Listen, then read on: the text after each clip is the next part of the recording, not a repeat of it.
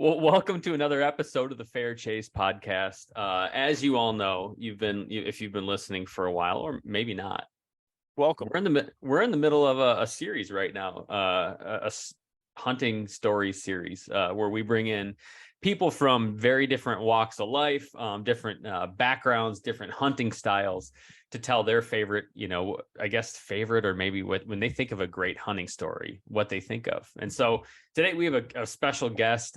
We just spent a little time reminiscing about the lever action rifle. So I decided to bring Cody Butler on of Henry Rifles in. So Cody, you want to introduce yourself? How's it going, guys? Cody Butler from Superior, Nebraska. I've been working for Henry now on the marketing team for about 4 years. My specialties there is pretty much everything hunting. Yep.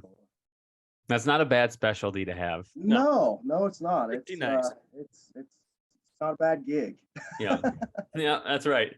Well, so I mentioned this at the beginning of the podcast, but basically the way is this setup is now we know who you are. We're going to get back into that in a minute, but we also know where you live. Did you say Nebraska? Yeah. Yes. Yep. South Central Nebraska. Right. You guys got bucks. Yeah. Yes. I'm surprised. And what's even better is my house sits 100 yards from the Kansas line, and we hunt both states. I tell everybody it's kind of like living in Iowa. I kill 2 bucks in Nebraska and 1 buck in Kansas, so it's like a 3 buck state right here. That's not bad. And you just shot one like this week or last week? I shot one last night. Yeah. Last night. Yeah. Yep. Awesome. Yep. Killed my Kansas deer last night, and it's been one of the toughest seasons I've had for quite some time. He's a big 5-6-year-old buck that just showed up, a deer I did not have any history with, which is pretty rare for me. Most of my farms I have, at least one, if not multiple years of history, and this one just kind of showed up, and it was him and another deer I did have a lot of history with, and he came out first and stood at 50 yards, and I let the all-weather 30-30 bark. The dirty 30, baby. Dropped in his tracks. So that is sweet.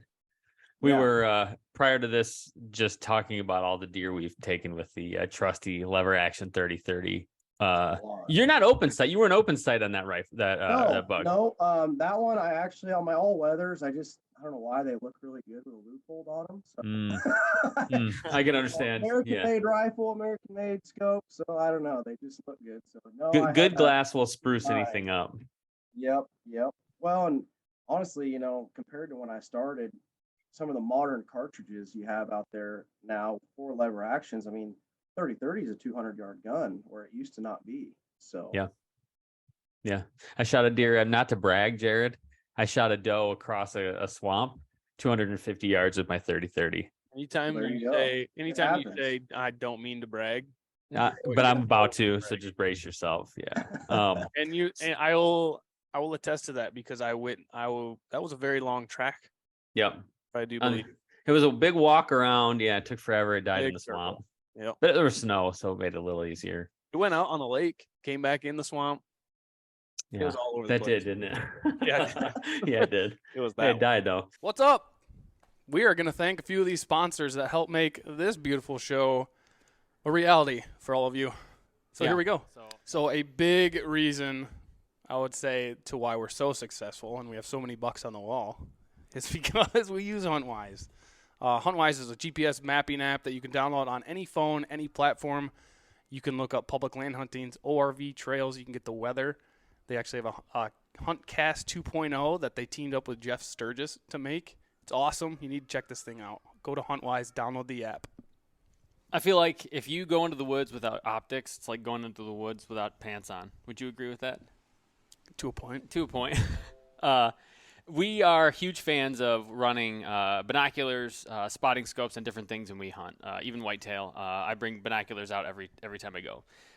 We choose Vortex Optics because they make the best glass in the business. They have an amazing warranty, super clear glass, super helpful people that work there. Also, if you want to rep some sweet Vortex swag like this warm shirt on a nice fall day, head over to Vortex Wear. Thank you. And use the promo code TFC20 for 20% off your purchase. Saddle game, you need to be in it. If you haven't been in it yet, then you don't know what you're missing. Yeah. Trophy Line Tree Sales makes some of the best saddles in the industry. They have 3 different platforms that we use and that are awesome. I want to make a quick plug for the Wingman with a couple steps. You can take one less stick, and it's like a combination of a stick and a platform. I've been exclusively hunting out of it this year, and my mobile setup is so sweet. I'm very proud of it. Awesome. I highly recommend the Wingman system. If you're ready to pull the trigger on that and you want to get with James and do the Wingman, head over to the website and you can save yourself 10% on the purchase. TFC 10 will get you that. I like to think I single-handedly got James to switch to compound again, but I'd probably be a liar and everyone would call me out on that. We shoot prime bows. We think they're awesome. Great accuracy, super shootable. Made here in Michigan. Made in Michigan, so we love that. It's hard to complain. That's where Jared was made. So surprisingly, we like that. Yeah. You're welcome. So go check out these prime bows. We are of a firm belief that the arrow is the lifeblood of the archery industry. We've said it 1,000 times. But in all seriousness, we are huge fans of arrows that are durable, that fly well, and that kind of make up for some of my inaccuracies in the way that I shoot. So we shoot Vector custom arrows. The hammer. The hammer. That's Thor. They are made in Wisconsin by our buddy Isaac. Great arrows. And if you want to go and get yourself some, have a little bit of a discount, use TFC 10 for 10% off. Or call Isaac up and tell him we sent you. Mm-hmm. You want his phone number? Comment below. Yep, comment below. All right, so we have been doing this thing. We're going to get into when you think of, your like great hunting story. We're going to get to that in a second. But I have 2 more questions to ask you.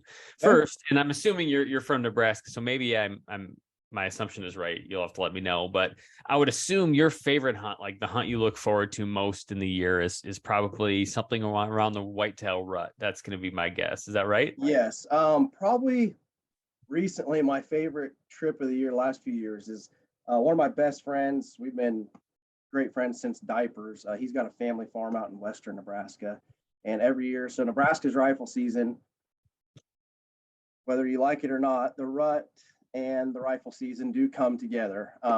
So for me, now that I work for Henry, it's a great thing. But when I bow hunted more, I didn't love it. But now it's awesome. So we go out there.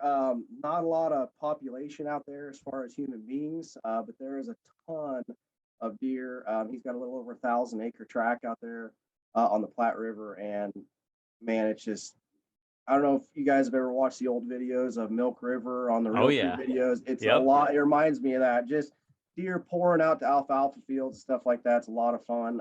We actually just posted a Hunt with a Henry episode of him killing a deer at 15 steps with a 44 Magnum that we rattled in. So it's just a really fun trip every year. I look forward to it. It's kind of a deer camp, and that's probably the one I definitely look forward to as of recently. Yeah, I like that. You know, I haven't done this yet, but Jared, you've sat and listened to a lot of this. What's yours? Like, we haven't said ours yet. We keep asking this question. My favorite time to hunt whitetails? Is that the question? No, your favorite hunt. Like, if you had to pick one thing you look forward to the most, what time of the year? What are you hunting? What's your thing? My favorite hunt? Oh man. Okay. It's gonna be hard for me not to pick like a whitetail rut, but I think at this point I am 50-50 whitetail rut, spring turkey. Ooh, yeah. There's nothing wrong with that. You know what I mean? Nothing wrong with that. I love a good cold November morning where it's crispy out, the leaves are going, but then part of me is like, man, if this was a spring morning and I'm sitting outside and I hear just a rumbly crackle of that. I love the turkey hunt too, man. So I hear you. Oh, yeah, that's a good point. We do have a turkey gun now. Do you? Yes, we do. Yeah. I say this all the time on our podcast, but the more I turkey hunt, the more I love it. Yeah. Like, I'm with you. Like, I've said I like the track and I like the rut and everything, but like that first morning sitting out and just hearing usually like I'll have like a week up to it where I'm like walking around hearing turkeys gobble somewhere around my house or something like that. And so you get amped up, you get out there and it just, you just hear that spring thunder. One thing I love about turkey hunting is compared to deer hunting is if one's doesn't want to play over here on this farm, you can usually find one somewhere else that does. Yeah. stress-free hunting. You can just go out and have fun. Yep. And you don't have to worry about your scent. No. You can stink as much as you want. I have always said if a turkey could smell, you'd never kill one. That's right. You'd never have a chance. No. It'd be impossible. All right. So we got that out of the way. Now, this is new for this month. I did one episode, Jared, without you. So this is going to be a new question to you, but you've heard me say it before. I didn't make up this question. This is something I think I saw on social media or somewhere. But basically, has to do with superpowers. When it comes down to it. So you love to hunt, right? And deer have. I like this one. Good question, Jimmy. Deer have fantastic senses of hearing. They can hear pretty well. They can see decently, and they can smell really well. If you had the ability to either be invisible to a deer, so they couldn't see you, you had no smell to a deer, so deer couldn't smell you, or any game, or they couldn't hear you, you could try to make as much noise as you want, and they'd never hear you. Which superpower would you have? Smell all day. Smell. You think so? Yeah. Why is that? Because I feel like any time that I have ever truly been busted by any like whitetail deer that actually do smell, obviously turkeys don't, but I feel like that has been. I don't feel like I ever really get busted by movement that much or hearing that much, but scent has definitely hurt me more than once. Scent is. I figure a lot. I think that'll be the most popular answer. It's 2 for 2 now. 2 people have said scent. Yeah. I would think. What were the choices? Scent, seeing, and hearing. Yeah. Man, it's hard for me not to go with hearing. I'm hearing all the way. I thought I'd be alone in that too. I'm glad that you're with me. No, I think the first time you had asked me, I thought like invisible, like seeing invisible. Yeah. I was like, well, yeah, I can just sneak up on it, but it's still going to hear you, crunching and smell you. Yeah. Yeah. Mm-hmm. And then you started telling me about that, and I kind of changed my mind back to it. It's like, okay, if I'm quiet, come up downwind. I come up downwind and I would be still hunting just all the time. Yeah, just. Yep. When I was a kid, there was this news story of these guys who climbed up in a tree. I don't know what this has nothing to do with what we're saying, but they climbed up in a tree and they knew deer would come onto them, and they did the bowling ball hunting. Have you ever heard of this? Like, they got in huge trouble, but they were hunting with bowling balls above them. Yeah, death from above. Oh, when Jared was doing the, brought it to mind. Oh yeah, dude. All right, so we've got superpower. So you said, if I have this right, you said scent, Cody. Jared, you're saying hearing. All right. Yeah, I'm with you. I'm team. So 2 guests have said scent, and Jared and I say hearing. We get 2 votes, Jared and I, so we're actually winning. Yeah, we're up to 4-2. Hey, you guys' podcast. It's our thing. We get to make the rules. Do whatever you want. That's right. All right. So now this is the reason we had you on. So you work for Henry, lever action. It's a cool history. A rifle. I mean, you think cowboys. We think like Big Woods, Michigan. Actually, I didn't try to do this, but check this out. Like, ooh, with the red flannel. See that? That's awesome. Our Fair Chase logo sweatshirts, branded gear sweatshirts, have me in all flannel lever action with an open sight lever action rifle headed into a Michigan swamp. Yep. That's awesome. So I didn't even mean to do that. Like to say it's America's rifle. That's right. So with all that in mind, and the rich history behind the lever action, and when you think of a great hunting story that you've lived and been a part of, what comes to mind? So, I did a lot of thinking when you mentioned this, we're going to talk about this. And I think the best one to tell is probably how I got started at Henry, because it actually, oddly enough, started because of a hunt. Is back in 2018, and I had just come off my best year ever. I killed all 3 of my target bucks. Killed a big 7-pointer with a bow in Nebraska. Killed a 185-inch 7x6 in Kansas with my bow. That deer was actually featured as a centerfold North American whitetail that year. Sweet. That was really cool. He's hanging over here. I can bring him over here and show you. But and then I killed a 158-inch deer with a muzzleloader then later that year in Nebraska. So it was an awesome year. Going into 18, I really didn't have any target bucks that I was kind of going after. Went into Kansas. One of my farms in Kansas that is a farm that's just always hold some really good deer, and started getting cameras out, and this just absolute giant started showing up. And I sent a picture to one of my buddies, and he texted me back, and he's like, "Gosh, that deer is epic." So that's what we started calling him. Like, oh, there's his name. We're gonna start calling him Epic. And watched him Not grow bad. through the summer. Knew he was big. Didn't realize how big he actually was going to be. Really wanted to kill a deer with a bow because I was definitely a bow hunter at heart. Grew up rifle hunting. Grew up hunting with lever actions, but mainly definitely bow hunted. So hunted deer quite a bit, but he was not living on me for the main part of the season. I actually didn't hardly have any pictures of him, no sightings of him, nothing. Like a week before Kansas gun season, which is later, usually is that first week of December, finally started getting pictures of him on a food plot of mine. And a couple times in the daylight, I'm like, hey, he's back. You know, he's coming to food. I planted a ton of food that year. Our main agriculture was corn. Just had a feeling we got the weather that I could get on him. And couple years prior, my grandfather, who I grew up hunting with, had passed away. So that year, he's kind of a gun collector, I guess. He actually had some Henrys in his collection, and just a lot of different guns. But he had a 270 Weatherby actually that he Nice. took all the time. Older gun, and just loved it. And I'm like, I'm going to take that out, and I want to try to kill this deer with that gun. Just kind of, it was actually his farm. So all these Kansas farms that we talk about, they're all were his farms. So when he passed away, I kind of took over the management of all those farms. So anyway, I go down there, and we had a pop-up blind set about 175 yards off of this food plot where they're coming in, and sat there like 3-4 days in a row, wasn't seeing him, wasn't getting his picture anymore. And we had a big snowstorm coming in. So I knew that day might be the day. I can't remember if it was December. I don't remember exactly what day it was, I guess. But anyway, the snowstorm comes in. He ends up coming out, and I've got this 270 Weatherby.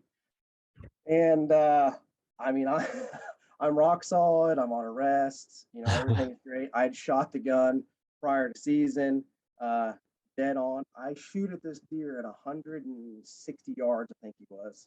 And I shoot 6 inches over the top of his back. And I'm like, what in the world? So it's a bolt action gun. So I rack another one in, shoot him again, and I just barely clip his spine, and he drops. And I'm like, why am I shooting so high? Well, come to find out, I was shooting some of my grandfather's hand loads. And I didn't know this until I got into reloading a few years prior, but there's some powders that are temperature, I don't know, I guess I don't want to know how to say it, but they can react to temperatures and do different things. So anyway, that's what the deal was. I brought them in to, a warm place, took them to a cold place. And anyway, I did some testing afterwards, and that's what was happening is like, supposedly, I guess that powder, and plus they're probably old reloads, to begin with. Yeah, right. Anyway, that's what we could figure out, I guess, why I was shooting high. But anyway, ended up hitting the deer in the spine. I dropped him. I was just going to go up and shoot him again, at close range. Well, and I'm getting out, and the deer gets up and takes off. And I am just miserable. What? I'm like, what in the world is going on? Like, why is this happening? Everything's going through my head. Like, cannot figure this out.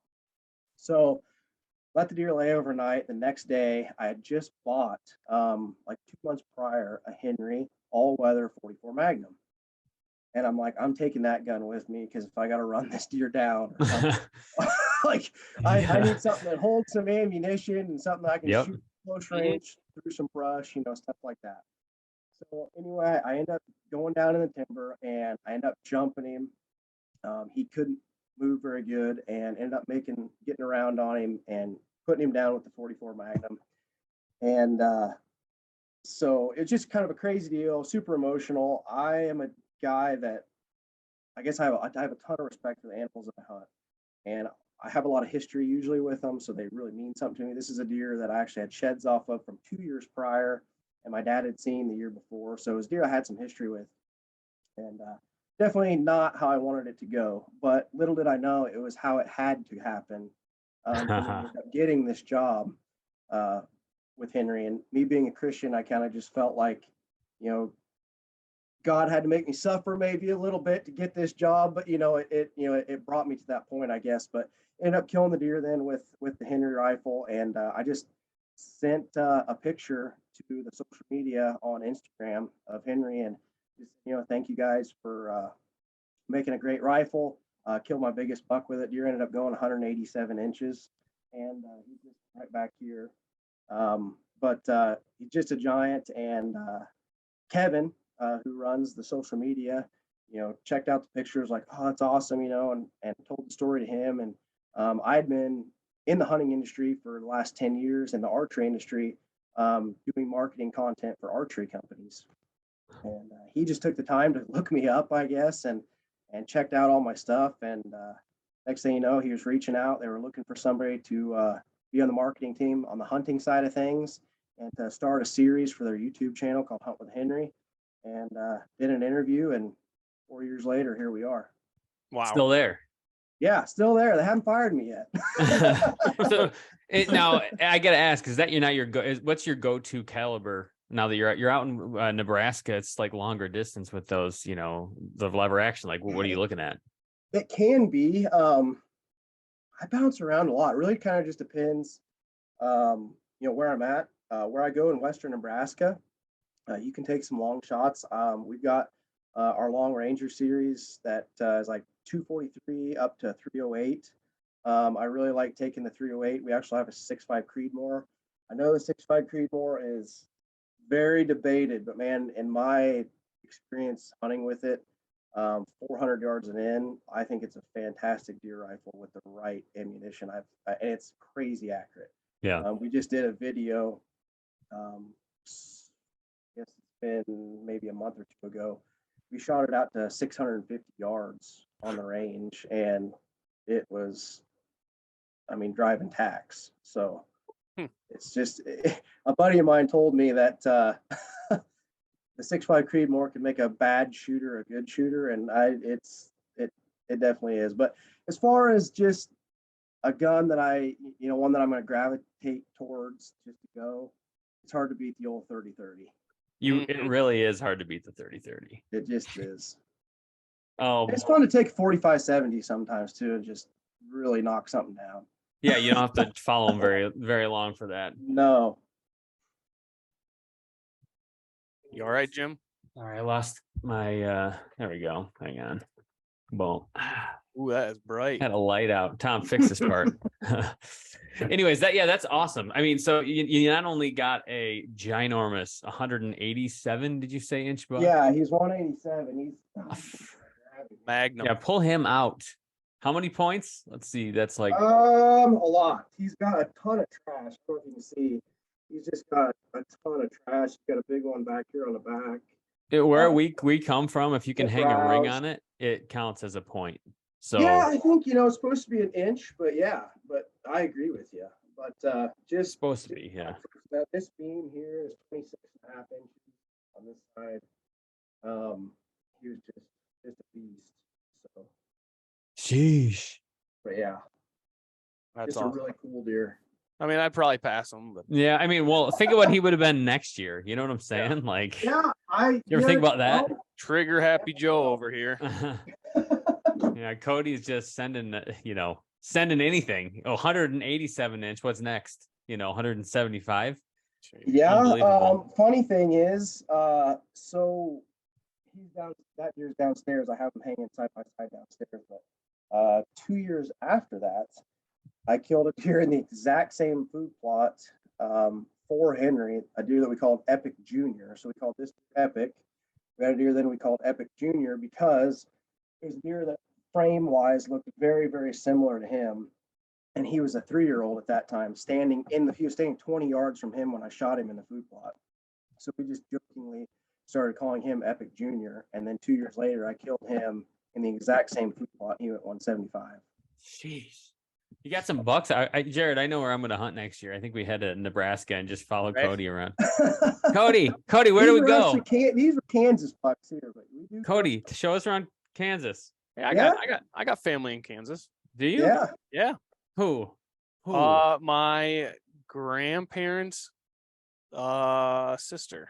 Wait, you're which side? Actually, believe it or not, I don't know if he still is, but he was the dean of science for Kansas University. Hang No on. kidding. What is he at Gortzma? No, he is a shit. Well, no, I forgot their last name.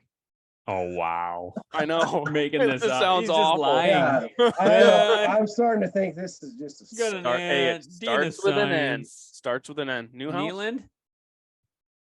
No. I'm looking at. I asked because I'm googling this person right now. No. The University of Kansas has selected Arash Mafi to be executive dean. No, that's different. No, I don't know.